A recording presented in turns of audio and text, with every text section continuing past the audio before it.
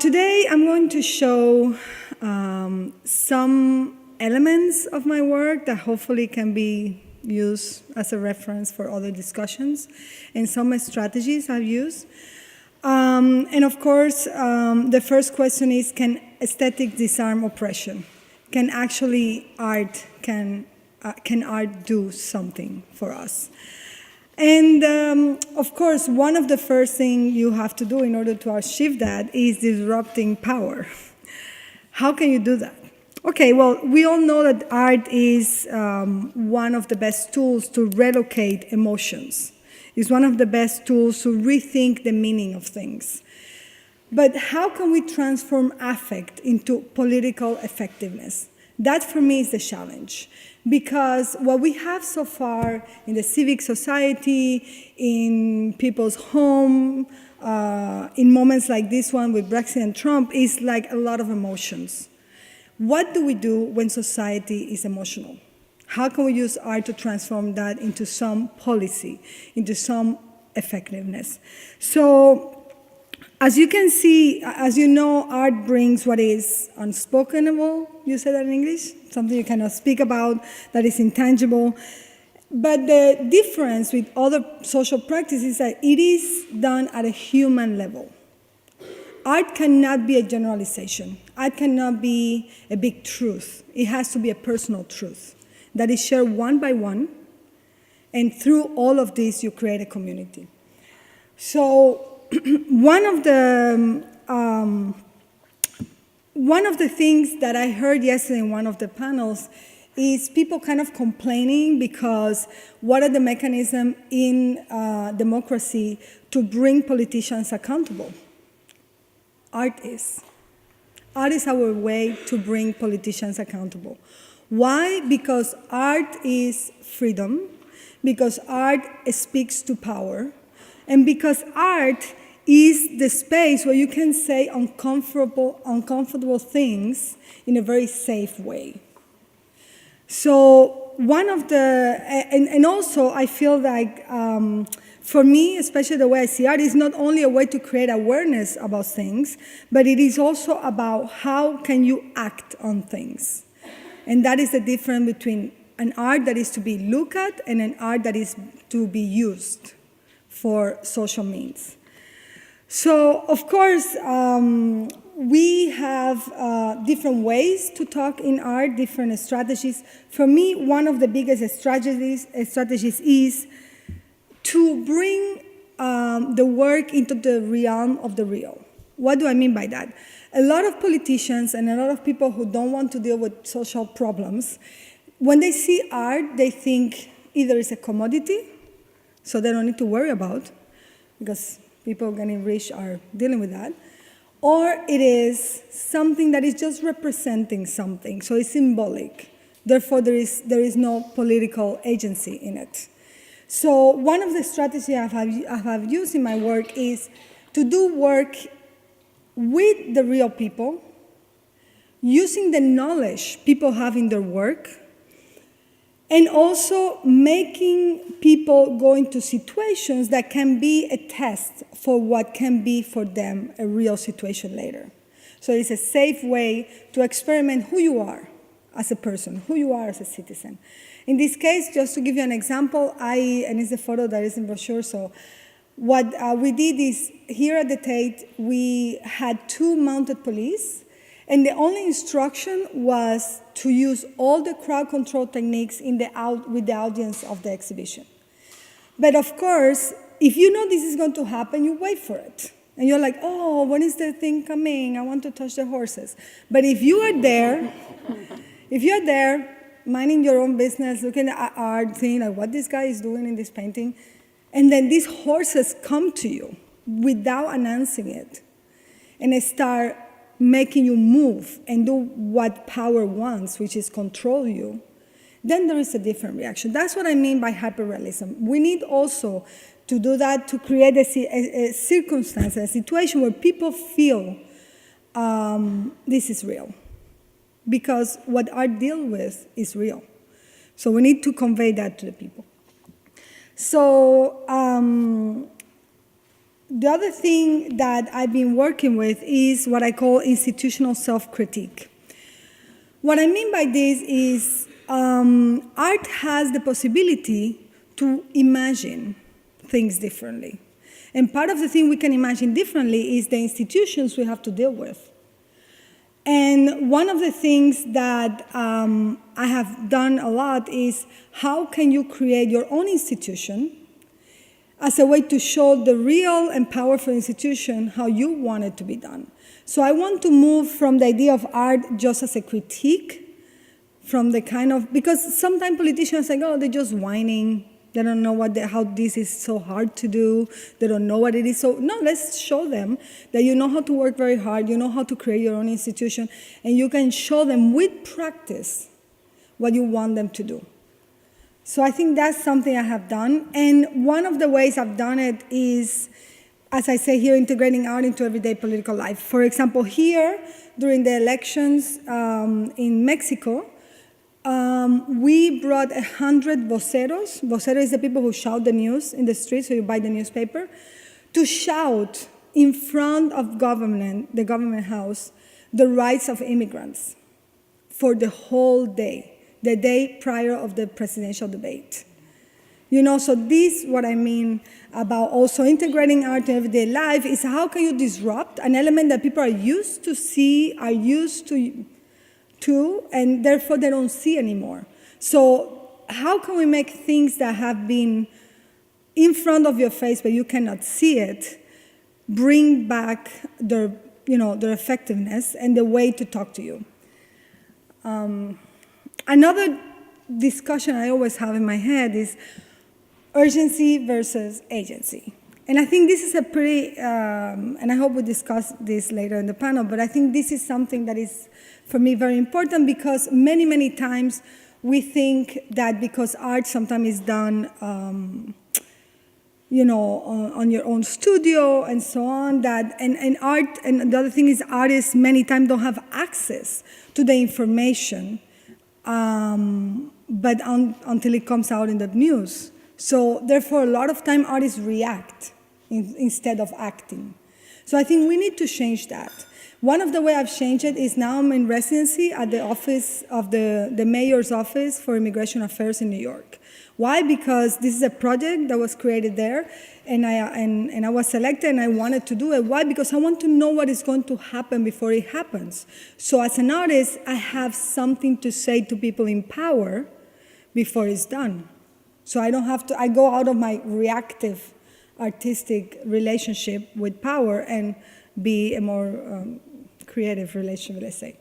And of course, one of the most important things to have this urgency and this agency is to do work that is political, timing, and specific. What I mean by this is that we need to do work where work is needed.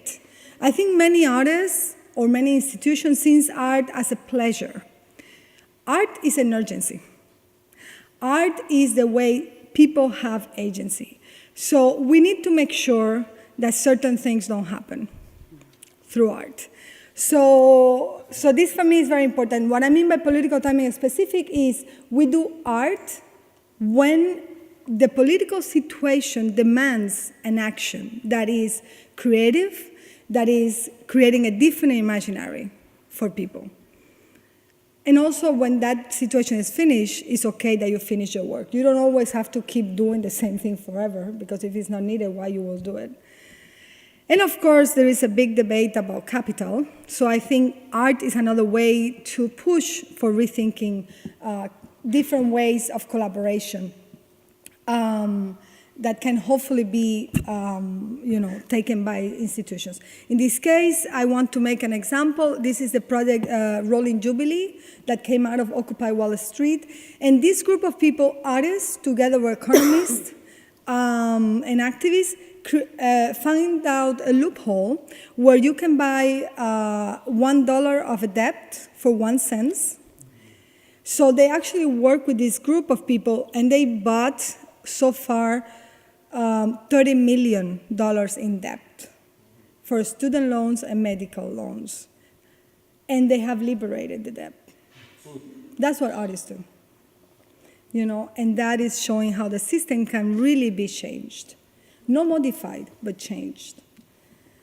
So the other thing that I also very interested is, if we do this kind of work, if we work about politics, we need to understand what is the role of ethics in aesthetics.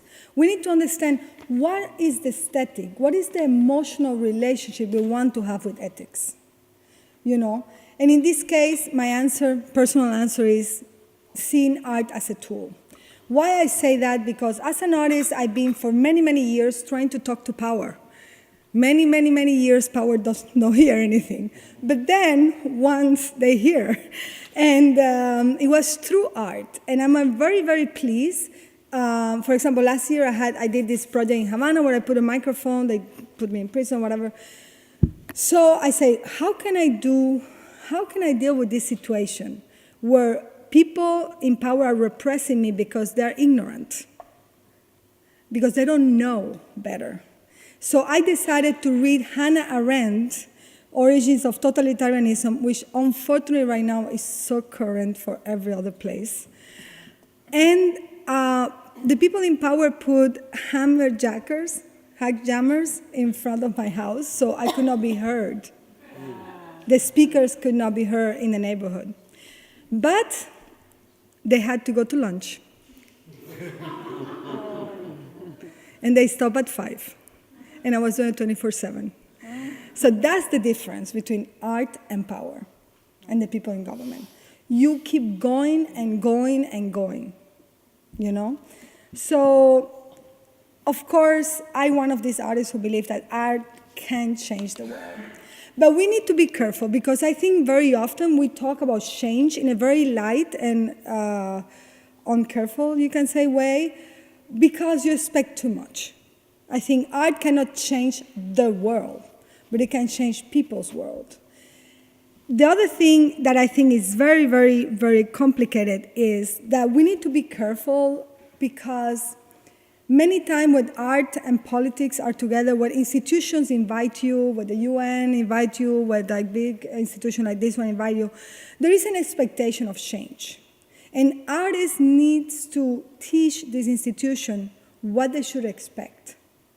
Because sometimes the result is either the artists make a fake change statement at the end of the event, or the institution really need to measure by this kind of measurement that has nothing to do with art, a success. So I think we also need to teach institutions to be patient with art, because art needs time. To enter somebody's heart, you need a lot of time and a lot of care. So we need to be patient with art. And I have to say that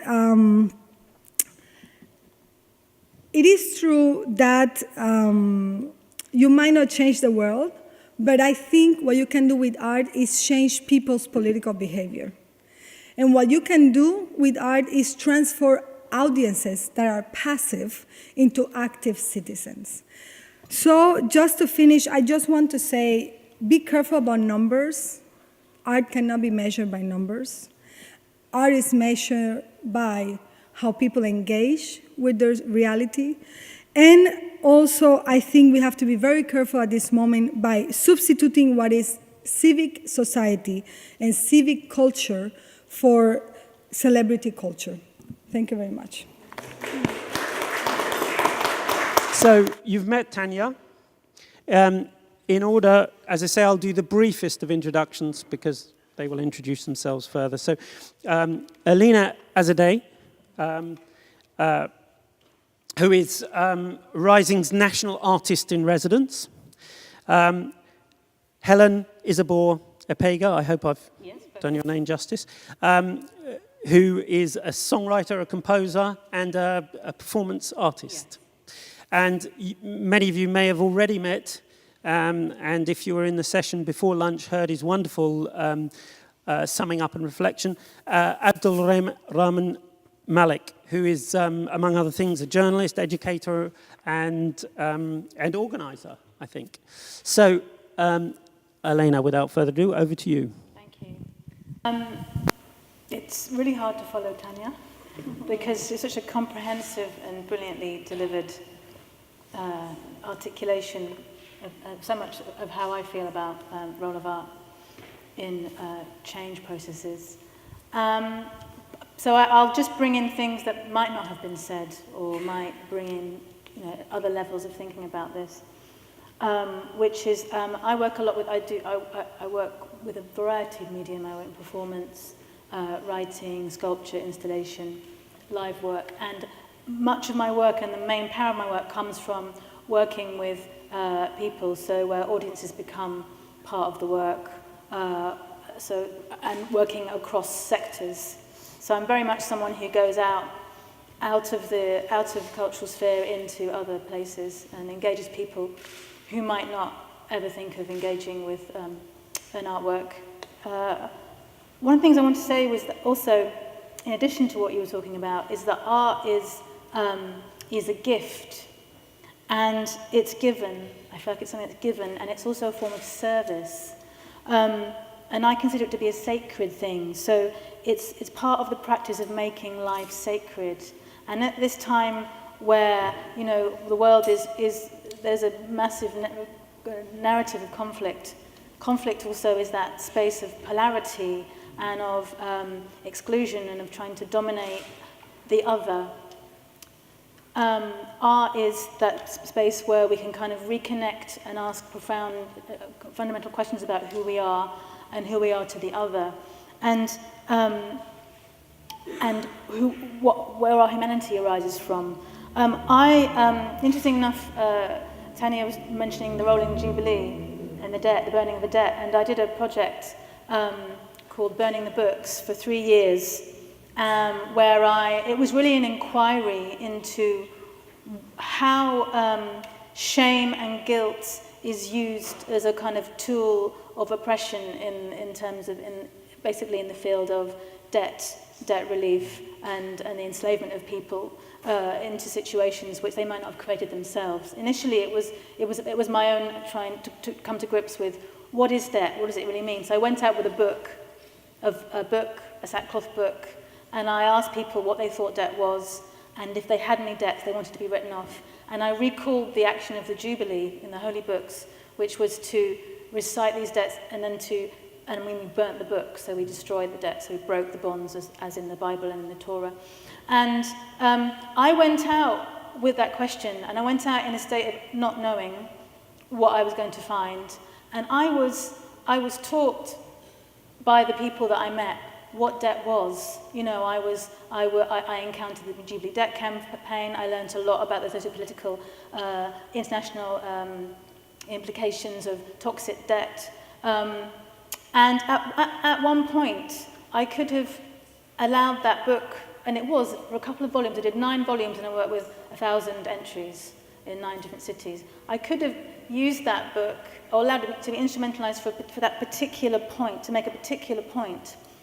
But if I had done that, I would have missed out on the 60% of other readings of debt, which were around morality, around social bonds, so positive debts, so debts of gratitude, which were around ecology, which were around consciousness. And I feel like I wouldn't have engaged the wide range of people that I did. So, we were in museums, libraries, supermarkets, cathedrals, nightclubs. So my question is there a tension between instrumentalizing a piece of work to achieve a particular end, and many people who did come across this project then did completely shift their relationship to their own indebtedness, and they did take action. But does that then leave out a whole area of contemplation, reflection, very deep psychological change processes that we can't measure? Would that not have had the chance to occur? So one of my questions is around this tension between art with a particular agenda and then holding a broad and deeper inclusive space. If you talk about conflict transformation, it's about listening to the other and listening to people that you don't agree with and who you find difficult and confronting. So how do we use it for that end too? And I still don't have the answer to that, but I've been working a lot with listening as a creative, radical act, and following, listening, and creating new ways of working with people through that. So that was really one of my main questions around that. And also that I do think still that the use of poetry and symbolism and metaphor and all these things that are not utilitarian are important. We need to have spaces to reflect and to contemplate and to go deeply into ourselves. Someone said to me that Donald Trump, the problem with him is that he has no inner life. I don't know if that's true, I can't judge that. But art is a way of getting us in touch with our own inner life and of also facing, you know, knowing how to deal with vulnerability and uncertainty in such a difficult, you know, global situation. So I sort of, I want to put that out in terms of what's the tension between, you know, particular agendas that are time-specific and then this other space that is more timeless and is more about trying to create broader and deeper and all-inclusive spaces. And I don't know the answer, but I'm trying to sort of, that's an inquiry I have at the moment. You know, I don't think you could one exclusive of the other, but I wonder how, and I think there's room for a whole spectrum of types of engagement here, but that's my sort of response in a way. Apart from that, I agree with absolutely everything, and I'm very inspired by everything you said. So yeah, that's what I was saying. Thank you. And as these sort of different areas of question come up, that's an opportunity perhaps for you to frame questions and hopefully us to address. So Helen, over to you. Freedom ain't free, that's my conclusion. Doesn't come cheap, what's the solution? Won't find it at the bottom of the barrel. Gone is today, but there is tomorrow. We came in peace and then a riot broke out. We came in peace and then a riot broke out. We came in peace and then a riot broke out. Out. Free or a freedman, was your freedom given to you? If freedom was given to you, freedom can be taken away. Are you a freed or a free woman? Was your freedom given to you? If freedom was given to you, freedom can be taken away.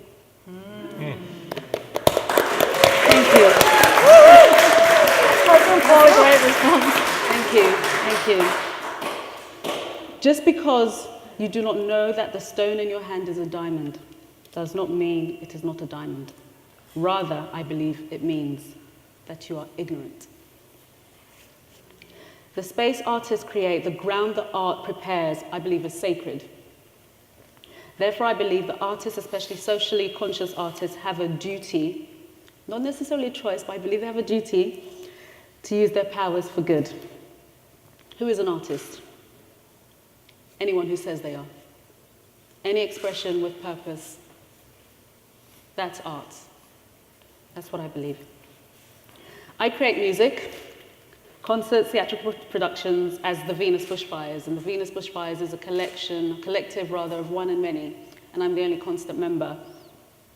And I also use expressive arts and workshops for an initiative that I started in 2008 called Just a Day. So I ask people to add on just a day to their concerts or tours or conferences to donate their skills and not just money. They can do to certain organizations, but quite often it's the skills and the knowledge that people lack. So I ask them to donate their time in that way. And the initiative now spans the UK, Nigeria, Pakistan, Sri Lanka, quite Brazil as well. So got baby brain, which I'm very proud of at the moment, which is really, really great. It's just sharing various arts with my daughter. She's 3 months old.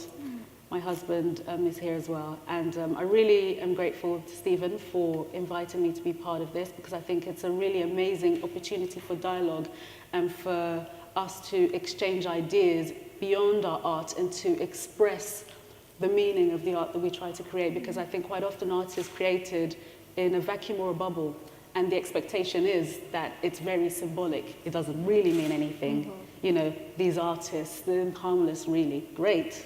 Trojan horse. And I believe that art, music, a song, performance art, an object, anything created with purpose has the ability to change the world. And I don't mean that in a small way. The world can be completely revolutionized by the right song. Enemies are brought together, and we celebrate that which we share rather than what differentiates us, because that which we share is sacred, and I think is universal at its core.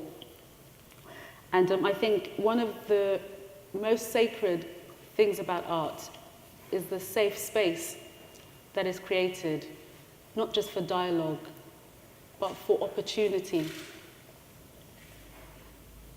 I don't know any other mediums in the world that really has the power for that. So as artists, I really want to encourage us and celebrate the respect of that sacredness and the space that we create. And I don't necessarily think that the space is a physical space. When you come to see somebody's performance or somebody's painting or somebody's sculpture, I think the space is the art. Mm-hmm. And that is the ground that the art prepares for us to then have that further dialogue. And I think the art is the instigator. And I think when it really hits home and really touches hearts and touches lives is when the artist is coming from a true fearless place with the knowledge of having carte blanche, so to speak. Me, myself, my physicality, I try to sometimes present as how I want people to feel. I like people to have a smile on their face. I like people to see me as the other, and for that to break down barriers, because I'm not the other. And I love when people say, oh, we're the same. You travel the world, as a musician, and if you leave the stage and you go and see people, you really realize that we're actually not different at all. Mm-hmm. And just using the art to express this, using the art to engage people, and literally changing lives and seeing lives being changed one by one. So I think that's what art is. And just to add, I think the revolution is being streamed. It's being televised. And not we, but we, collectively as a world, we're actually missing it. We're actually missing it. We're waiting for this change, and it's happening. And sometimes it's happening on a grand scale, and sometimes it's city by city, person by person, conversation by conversation. And I think as a collective whole, we're missing it. So I think we have a new challenge as artists to engage in those conversations that are too frightened, too scary to approach, or too taboo to approach. But I love that we have this space that we can actually create and demonstrate the kind of world that we envision. And it's not perfect, but it's possible. Mm-hmm. Yeah, that's what I'm saying. Thank you. A new challenge. Abdul-Rehman. Wow. Where to start? I feel like the little brother in the conversation. I don't mean obviously that in physical size, but in terms of where I come from, I think in the discussion, I think to place myself is probably important. I don't see myself as an artist, but I see myself as someone who produces and facilitates the exhibition and the spaces in which certain kinds of artistic and cultural production happen. So whether that's in my role as the director of the Insight Film Festival, which celebrates the intersection between faith and film, or working with urban music and hip-hop artists from Muslim communities in the UK and around the world to create the kind of dynamic political and spiritual spaces through urban music.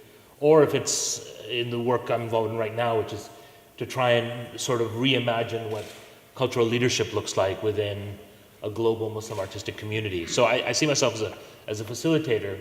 And in that way, I really appreciate, Tania, what you brought to the table and what both Helena and Helen have kind of offered us, because I think what you've offered us is something really comprehensive. And I think it is situating art and cultural production and the cultural producer as an important player within shaping the future of societies as politicians or bankers or academics or pundits or journalists or anyone else. And I think we need to redefine, and I feel that the time has come to redefine what cultural leadership actually means. I think cultural leadership needs to be not only seen, as Alina and Helen have pointed out, as a spiritual leadership, which I think is absolutely vital and very provocative and powerful, because it challenges institutions of religion and faith as much as it does any existing orders of power, but also to see cultural leadership as profoundly disruptive and politically powerful. And I think we as activists, as academics, as journalists, need to start shifting the way in which we engage with the conversation around culture, not just as a little bit of an extra, as something that we tag on at the end of Newsnight because we have 5 minutes to kill, but that cultural leaders are promoted at the very heart of the conversation. So whether we're talking about Brexit or about refugees or about marginalization in inner city communities, whether white or black or brown, the artist is there as not only a commentator, but as a conscience and as a questioner. So that would be my first point, is to redefine what cultural leadership means. But then I think the second point for me is this interesting tension between that Alina raised and that Tania you also referred to, is that this tension between authenticity and instrumentalization. And I think we do worry, don't we, about the instrumentalization of art, because we can lose dimensions that, as Alina so eloquently pointed out, so many dimensions could be lost if we instrumentalize, for example, our art in a particular political way or towards a particular political, economic, or social outcome.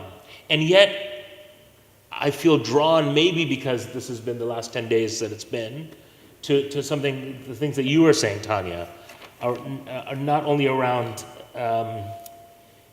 disrupting power, but the urgency-agency argument. The artist has agency, but when the hour is late and the matter is urgent, what does the artist, she or he, choose to do? And how does she or he choose to engage within that space? And that raises, for me, two questions, and I'll end on this. I think we're all aware of it, as women, as people of color, as Muslims, as cultural minorities, that who has agency and who has the privilege to engage. Because we've seen time and time again in Britain and elsewhere that cultural leadership looks a certain way, acts a certain way, talks a certain way, is led by a certain way of thinking. And I think that is something that we need to question actively.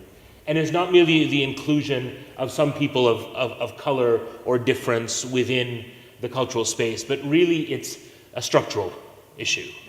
And if anything has come clear to me in the last 10 days and really over the last year, is that structures of power are highly entrenched. And so when, Tania, you're talking about disrupting power, there's a good danger in that. I mean, there's physical danger, and you faced it, and I think it's mortal danger. So that the role that sometimes a cultural actor is taking place in a place like Iran or elsewhere, that's a dangerous position to be. You are putting your life on the line. And we know artists around the world who place their life on the line. I think most of us, people like me, overweight, overeducated, and privileged, have never had to quite do that. But are we willing to do that? Because I think disrupting power and challenging structures of power which are profoundly, which profound inequality, is actually a dangerous act. And if you're, for example, a person of color today, or you're a Muslim today, to do that means that you enter into a different kind of political space. If you're an artist who looks a certain way, or who has a certain belief, who represents them in a certain way, immediately you're entering into the disruption of power becomes a dangerous act where you could be deemed a danger, but you are at danger.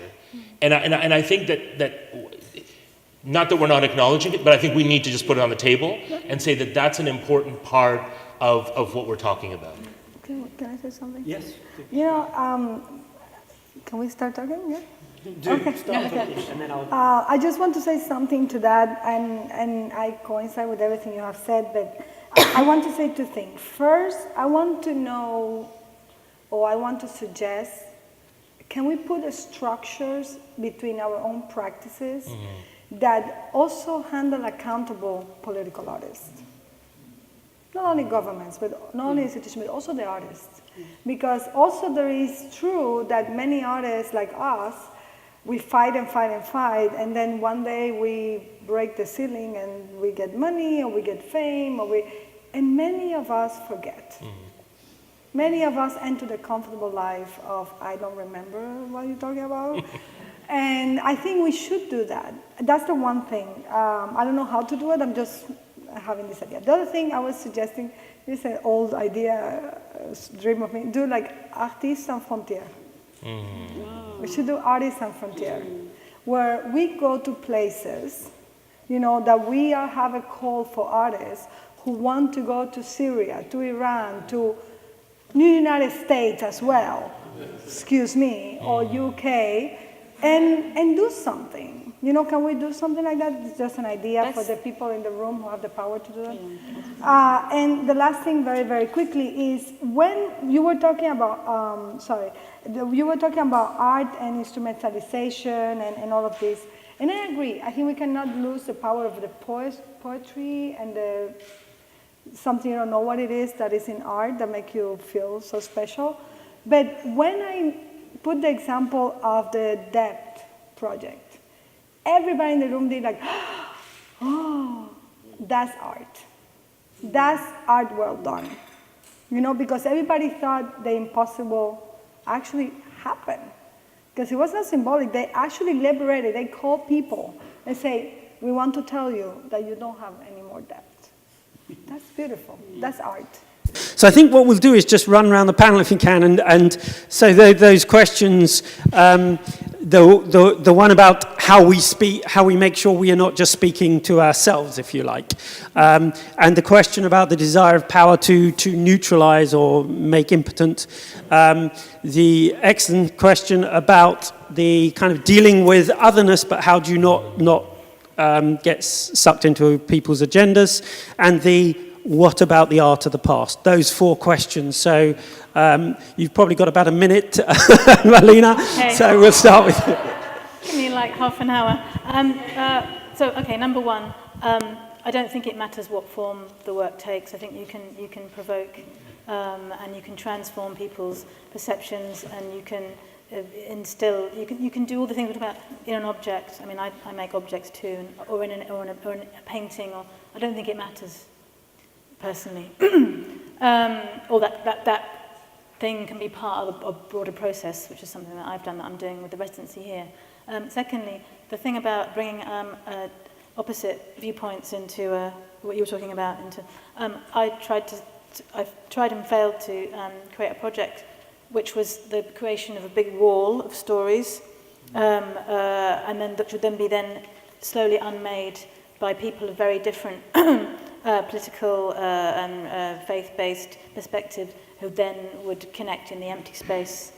And it failed, not because, and brought together as a kind of test a few people of very different political and religious viewpoints. It failed not because they weren't willing to engage in a different kind of conversation.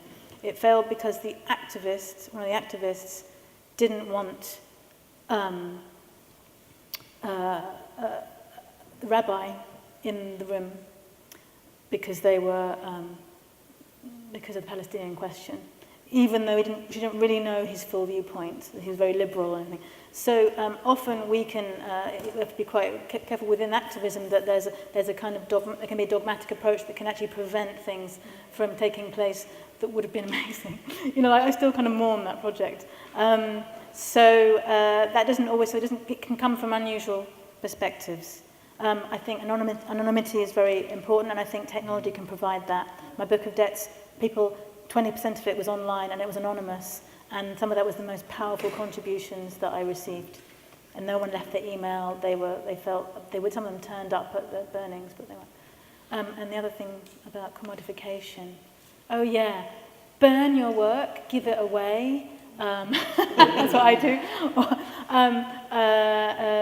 It's very difficult, isn't it? It's very difficult. I don't really have an answer to that because I'm not really in that realm, although I make things. But there just needs to be some kind of as you say, maybe some kind of broader dialogue around this, because yes, artists themselves are instrumentalized to create brands and markets, and they become a luxury product, and that is at complete odds with the stuff we've been talking about, and I think that's a tension that is unresolved and needs more discussion. Was that right? Tania, sorry, that was more than a minute. Just that. Okay, very quickly. I don't know if I have this in order, but I think that, yes, I think the most important task I think we have today as artists is to talk to the people who don't think like us.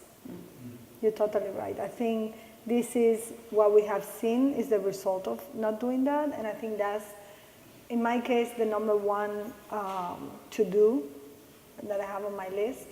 And actually, it can happen. And it can happen in more gentle ways and more like sophisticated way that confrontation or direct, action.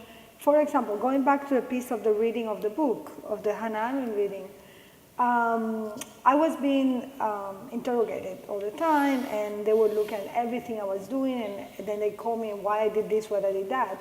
And then I say, if I read the Hannah Arendt book, they have to read it in order to interrogate me.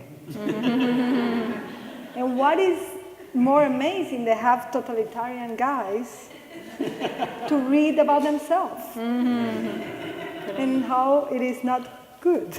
So I think there are ways that we as artists can create avenues that are unexpected to really engage smartly and differently with people who don't think like us. And I think that's our task, to put creativity in that process.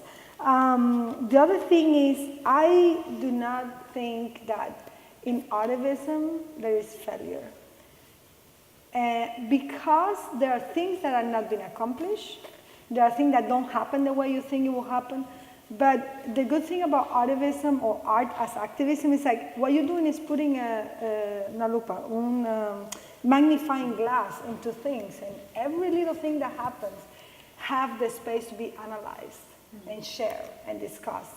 And again, projects can go where you are not expecting them to go. Projects can be failure in terms of your application for a grant, but not failure in terms of the dialogue you have with the people and what they come out of that discussion into the streets.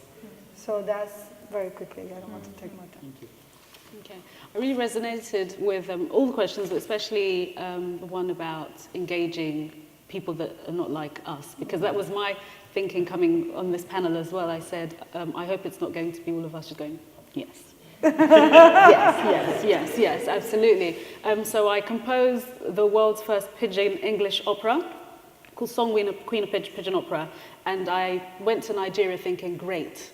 Pidgin is the one language that a disparate group of 160 million people speak, and there are 320 registered languages in Nigeria, so I thought, great. My dream of, uniting Africa. And I really believe that I could do this with this opera, and I still believe that we can do this through music. And went to Nigeria, and people said women shouldn't speak pidgin. We don't want you celebrating pidgin. This is not music. This is not language that we want to represent the country. And then that really made me think, for the first time in my career, I have failed but won, because now I'm finally speaking to people that do not think like me. And that is the real challenge. Okay, so how do we collectively, how do we want to express this pidgin? Because it's a sort of a, can I say bastardized? You can say that and more, I'm sure. I think I just did, but yeah. It's a kind of bastardized language, commodified language between many groups of people. So in this final this final project, I'm finally engaging with people, and it's bloody tough. It's bloody tough speaking to people that do not necessarily see the world through your eyes, but the dialogue in that toughness is beautiful, and that's what keeps me going. Yeah. Well, a lot to pick up on. I just want to pick up this point about speaking to the other. And No, there is no other. Speaking to those who do not agree with us. There you go. Although I think Trump is another. I think Yeah. we might be able to, you know. Yeah. I do want to say that I think There that are some lost cases, but if they're surrounded with enough pressure, maybe. maybe.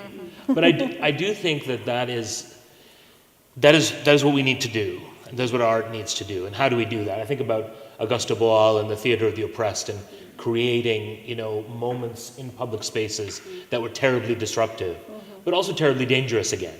To be in those spaces in subway cars or in village squares and raise issues of domestic violence or racism or prejudice or abuse, and then potentially be the object of further abuse. So I think in that engagement there's a subversive element where we show up the subjective stupidity of another political point of view or another political approach. I'm thinking of, in a very crude way, Sacha Baron Cohen in Borat, walking into a hillbilly bar and singing, you know, "Throw the Jew down the well," and everyone joining him in, knowing that Sacha Baron himself is Jewish, and he's sending up a kind of a latent anti-Semitism that existed within the American South. Now, some people get upset about that and said, you know, he's making those poor people look stupid. Well, the positionality they come from is just unacceptable and needs to be shown up. So I think part of our subversion is dangerous because it does show up the from our point of view, the illegitimate political positions that people hold and come from, the prejudices they hold that need a send up. And then the other part of it is the engage. And I think that engage piece is once again, it's challenging because who is doing the engaging? You know, I mean, it was years ago that, you know, Malcolm X talked about that white people ought to talk to white people about racism because, frankly, him going to talk to white people about racism isn't going to have the same effect because they're not going to take him seriously in the same way. And that's the point about structure, structural racism and prejudice, whether we call that white supremacy or we call that something else.